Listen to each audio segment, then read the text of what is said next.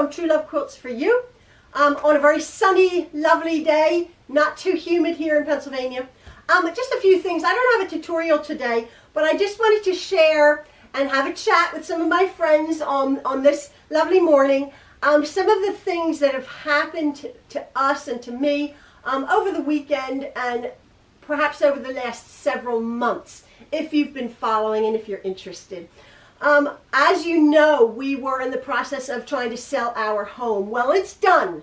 We have sold our family home. We have downsized to this lovely home that we're in. And I'll tell you what happened on Friday of last week. We had our settlement closing for our old home that we had lived in for 28 years. Our family home where we raised our 10 children. Again, if you've been following along, you know that this has been a rather drawn out ordeal for us. What began in November, the middle of November, about November the 10th, I believe it was, or the 12th, of 2019, we made the decision to move very quickly, for all sorts of reasons that I wasn't comfortable with at the moment, but I realized it had to be done. I had thought the downsizing move would have taken place maybe in 5 years from now, not now. And I balked at it at the beginning, and there is a video of me crying my eyes out. I laid everything on the table, as I do. I got a lot of horrible comments about that, but I'm thinking I was emotional. It was like this journey, the beginning of this journey. Well, here I am at the end of this journey, and I have survived. My husband and I and Maxwell, we're in this home, but man, has the last 9 months been an ordeal. Not just downsizing, add on to that a renovation, and then the lockdown and the national crisis that we have all been facing. So any of you who have gone through this ordeal without a pandemic looming at the door, without a deadly virus outside our window, you know how stressful that is anyway. But anyway, we did it. We did it. And if anybody, I belong to a Facebook group, a lovely group, homesteading, simple living group. I believe it's just women. It's just so wonderful. Never any horrible comments, just encouragement and love, which at this point you need, all of us need. And so many people, I put my little experience on there just to vent, and so many lovely people were commiserating and having gone through the exact same thing. Like, oh my goodness, because what happened, long story, if you're just tuning in, the month of November to December to January, we found out we were moving the middle of November. We moved January the 10th into this home. From a 4,000 plus square foot home, filled, 4 stories to the brim, filled. Some called me a hoarder. I wasn't. I was a collector. Filled to the brim with beautiful things. In 2 months, I got rid of, donated, trashed, gifted about 2/3 of our belongings. And I mean china and glassware and antiques and furniture. And I donated most of it. I did not have yard sales because I could not wrap my head around that because we knew it had to be quick. We donated and gifted most of the things. The donation part of it was a good thing because actually on our taxes, we made a sizable charitable contribution. So anybody out there, donate, because it really did help with our taxes in the year because we had done it in 2019. We donated most of our household.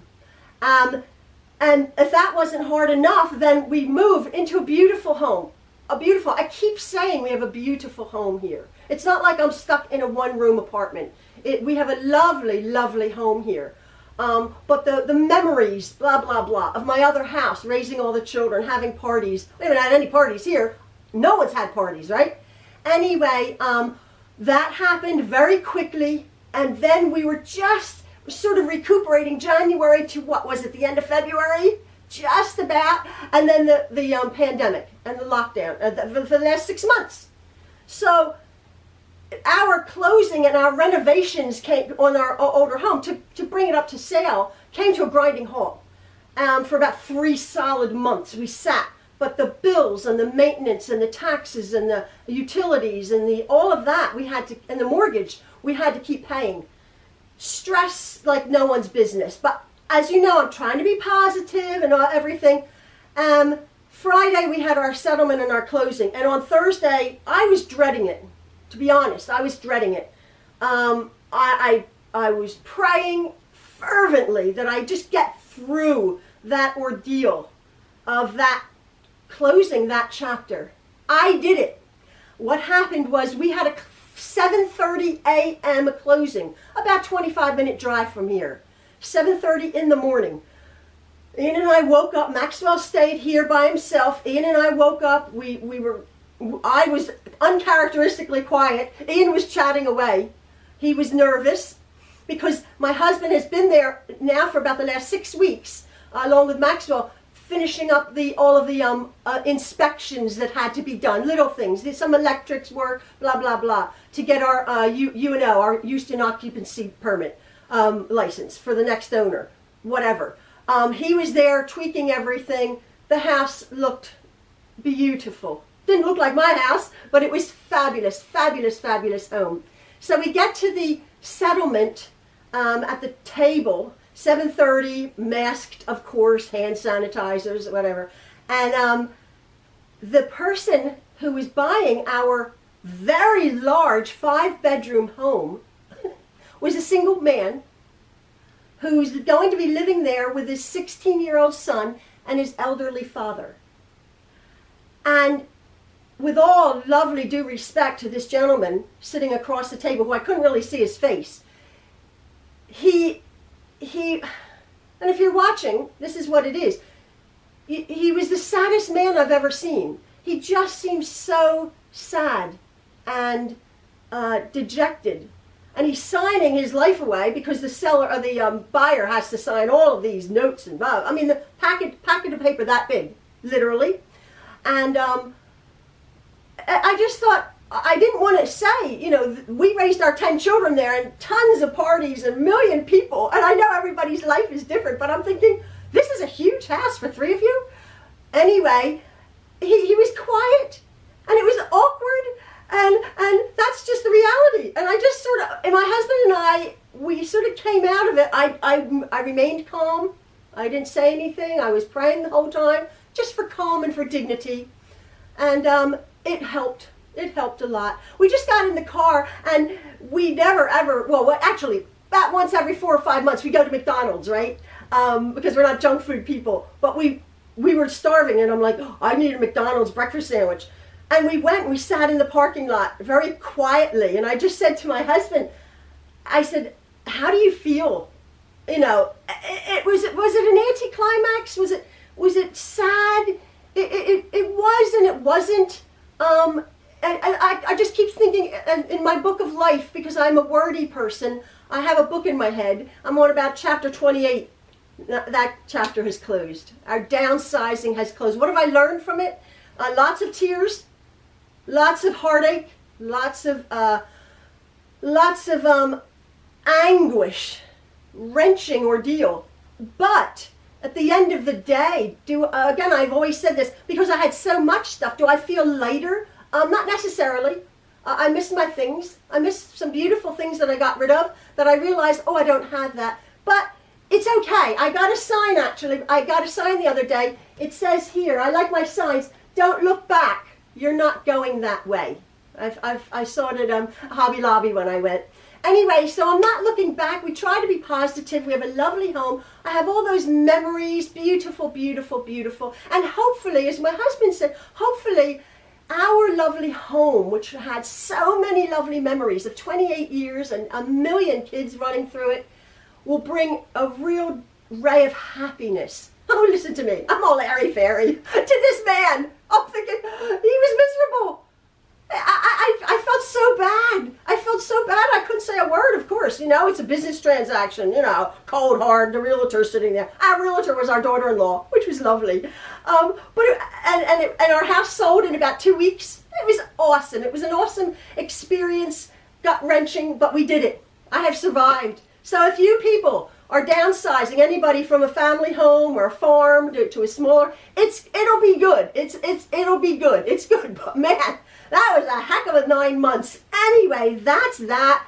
That is that. I know people are like, oh my gosh, get over yourselves, but like we're getting over ourselves. So that was on Friday, but I tell you what happened. I came home, we had our McDonald's, I came home, we got home about 10 o'clock. I crawled into bed. I got undressed and I crawled into bed and I slept till 3:30. I mean, the sleep of the dead. I slept.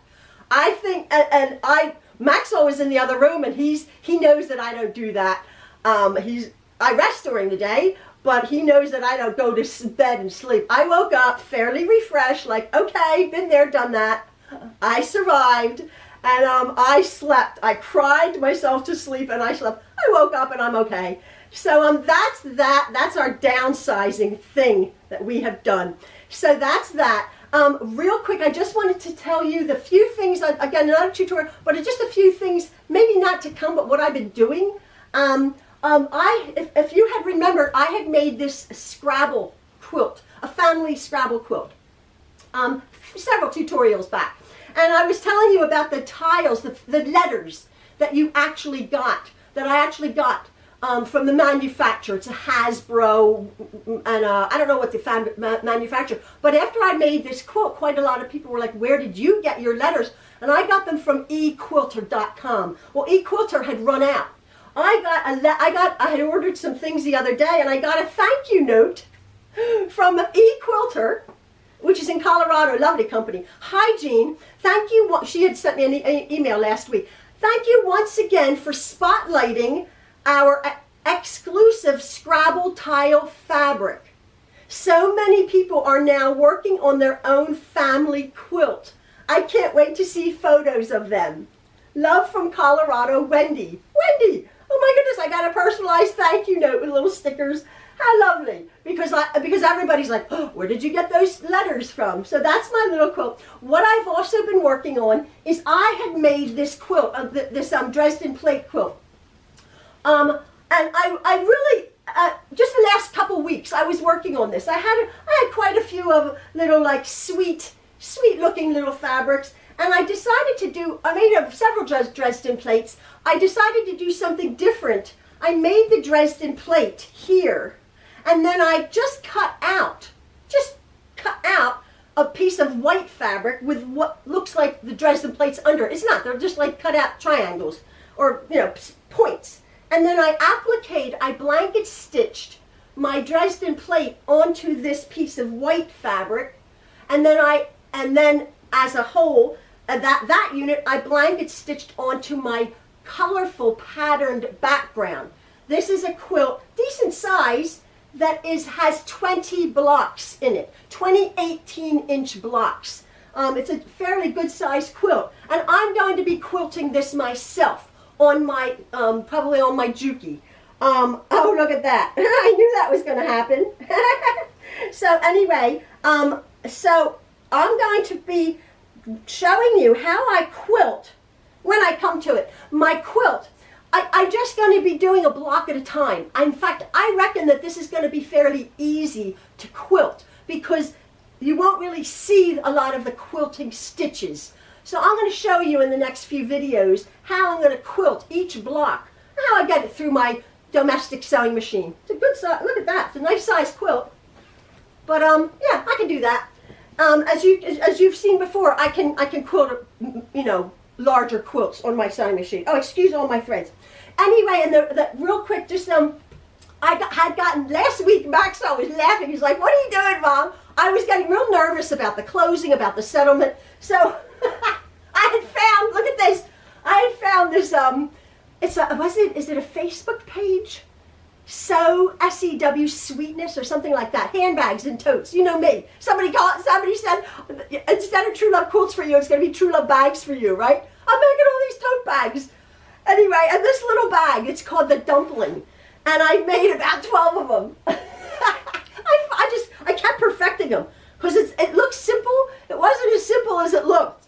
And so I made a little zipper tab on the end, and it got to the point where I'm churning these things out. I'm using up all my, well, I'm not using up all my fabric, but I'm using up so much fabric. Such a lovely little bag here. Fully lined, no raw seams, padded. And but Maxwell was so funny. He comes in, I'm making all like my 20 millionth one, right? And he goes, I said, what do you think, Maxwell? And he goes, well, what do you put in them? I'm like, I don't know. What do you put in them? It was just the funniest thing. He's like, and I'm like, well, obviously you can put in like sewing things, maybe. It was just so funny. Toothpaste, toothbrush, I don't know. And I guess if you use maybe a vinyl, but that's hard, tricky to work with. This was tricky enough. Anyway, I made a million of them. I don't know what I'm going to do with them. When I see people, I'm going to give them away. So that's them. Look at them all. Isn't that the funniest thing? Oh, that was so funny. But also, I had to share with you real quick. I had gone my camera's going. I had gone on Pinterest, and I have a Pinterest account. Whatever. I just look at pretty pictures. And on Pinterest, something caught my eye, and it was called the Weekender bag. It was a really beautiful, I'm into making tote bags and whatever. And it was this big, it was a really nice, solid, almost piece of luggage, right? Called the Weekender bag. And it was a pattern by Amy Butler. Where is it? I don't know where my pattern is. It was a pattern by Amy Butler. And I don't know, it came out many, many, many years ago. It is out of print now. It's called the Weekender bag. I was looking at this, and as one pin, you click on it, it goes to other similar pins. I was looking at all these beautiful bags, this really lovely piece, a small piece of luggage, thinking, oh my goodness, who made that? That's like luggage. I'm good, but like, oh my word. So I was seeing that the pattern was out of stock, out of print. But I actually thought I would love to try that. So I went on, I believe it was Etsy, and I got one. I got a pattern. The original Amy Butler, the Weekender bag pattern from Etsy, from a small Etsy shop. I was so thrilled. So I decided to read before I did. But by the time the pattern came, in the meantime, I was reading and reading and reading. There are dozens and dozens and dozens of blogs and stories and tips and hints of what people did to make this bag. So I went and I got my fabric. At one point, there's like 8 layers of fabric. Now, this is my bag that I had made. This is my Weekender bag. Look at the size of it. It is luggage, okay? This is a hunkin' bit of luggage. It is heavy, it is padded. There's 8 layers of interfacing home deck fabric, lining, foam. This has a double zipper that I had gotten. It has a double heavy-duty zipper. This bag, I got a little label. This bag is fully lined. This is fully lined, and I made it with a pocket. I made it with an interior lining pocket. The pattern doesn't show that. And then I made it with a mesh pockets. It's like really nice. I was so very thrilled. And I don't think I could have done it without reading all of the blogs of what people encountered when they started to make this bag. There was the tip to make the straps longer, to really secure them, to put on magnetic closings on the front pocket so it doesn't flap, which I've already done, to use piping. Now the pattern calls for homemade piping, like a thicker corded piping. I didn't do that. I thought I was clever and bought purchased piping, and I shouldn't have. It was too dinky, and it looks pretty, the orange, but it was a bit too dinky. And I believe the homemade thicker piping I could have done a bit better. Again, as I say, there is interfacing in this thing and foam. I don't know how the average seamstress, kudos to these hundreds of people who have made this with their home sewing machine. I have a Juki TL 2200 QVP Mini, which is a decent, really decent, strong mechanical machine. Just at the onset, I broke 4 needles. And that, a lot of people are like, oh, I broke up a ton of needles. So what had happened also, and I'm just going to take a still picture of it. I have a long story, and I'll go. That's for another time. I have another machine called a Sailrite. It's a portable industrial machine that I had made this bag on with, because I could not make this bag with my regular machine. And I had just texted a picture to Jen, and she's like, "Oh my goodness, it's, you know, like the fact that it's so very, very thick." I think I made mine a bit thicker than usual because, as I said, I couldn't do it in my regular machine. I didn't absolutely follow her pattern to the T, because I had it in mind how to construct a bag. And so quite a few, it said like hand stitch the lining in. Forget that. I machine stitched the lining in. The hard part was, and I will show you, it's not very good. I did put the feet on it, and I do have a bottom into it, but this part here I had to do by hand, and it's a little bit wrinkled. It was very difficult trying to get that bottom bit done. It just, because it's like this, it's just so very, very hard. Not maybe, is it hard the word? Yeah, it is. If you read the blogs, people are like, wow, this is like the Rolls Royce of bag to actually make. I mean, why did I make it? It's like a piece of luggage. I have nowhere to go, right? I'm thinking, where am I going to go? Jen's like, oh, we got to do a road trip to Missouri Star Quilt Company again, but they're not open. So anyway, that's what I've been doing. That's all. I've been making monster bags and 10 million of these little things, which I don't have a clue what they're for. I got a lovely personalized note from eQuilter. Isn't that nice? If you make a Scrabble quilt, make a family quilt, you can get the fabric. The fabric, there's a run on the fabric. Now you can get them, and I got a lovely thank you note. And my next job is I'm going to quilt this. I got some backing fabric I pulled here. I'm going to quilt this. I'm going to pin baste it and quilt it up. But for now, I'm just going to have a rest. I just wanted to check in on my friends this morning and say hello. And again, if you're in the process of downsizing, you will survive. It's hard, but I did it. If I did it, anybody can do it. Try to stay positive. And again, as the sign says, don't look back. We're not going that way. We look forward to a happy future. So thank you so much for listening to me, and I really appreciate it. All your nice, lovely comments. It's so nice to have my friends out there in YouTube land. And I hope you have a lovely day. Apparently, it's going to get, the weather's crazy. The weather's nuts. Whatever happened to a gentle rainstorm? We're having these storms that are frightening the life out of me. Oh, never mind. Anyway, have a lovely day, everybody. And again, thank you so much. Keep safe, keep sane, keep healthy. See ya. Bye-bye.